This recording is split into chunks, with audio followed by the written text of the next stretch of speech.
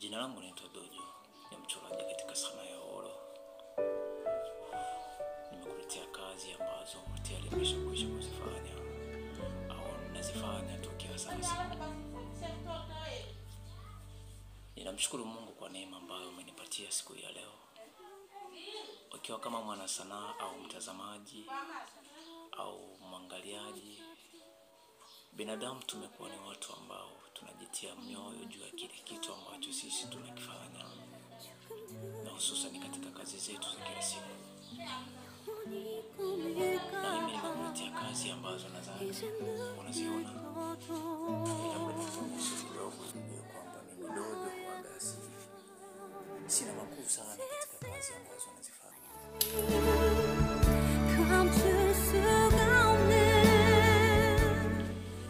Kitu ambacho nilikuwa nataka kuongea nawe leo ni kwamba ukiwa kama mwana sanaa au una mtoto, au labda kama ni mzazi una mtoto ambaye ana kipaji cha uchoraji, aungane na mimi. Dunia ina watu wengi sana na ajira zimekuwa ni chache. So usilalamike kwamba sasa hivi kazi hazipo, ajira zipo, ajira ni wewe mwenyewe. Asante na Mungu akubariki na akulinde katika kila jambo ambalo unalifanya. Kama una mtoto wako, basi mfundishe namna ya kujenga maisha yake.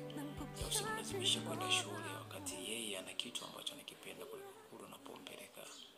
Usikose kushare video yangu hii, ingawa pengine na maudhui machache juu yako, lakini itamjenga yule mtu mwenye nia kwa mchoraji, kwa sababu sanaa yetu ya uchoraji ni tofauti sana na sanaa zingine, labda kimuziki, kitamthilia, vitu kama hivyo, iko tofauti sana.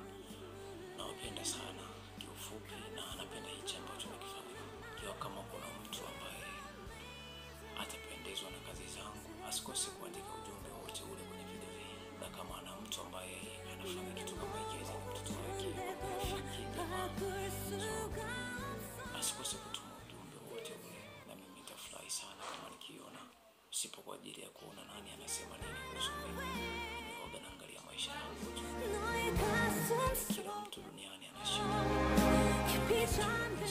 kile anachokifanya, basi jua na wewe kuna watu wanakucheka kwa hicho ambacho unakifanya. Lazima ukubali kile ambacho unakifanya. Ukubali maono yako kama mimi hapa Dojo the Art. Ni Mungu ndo anajua hatima ya maisha yangu.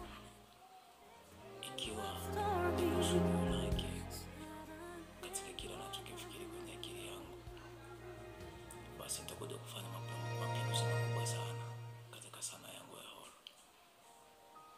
Katika machache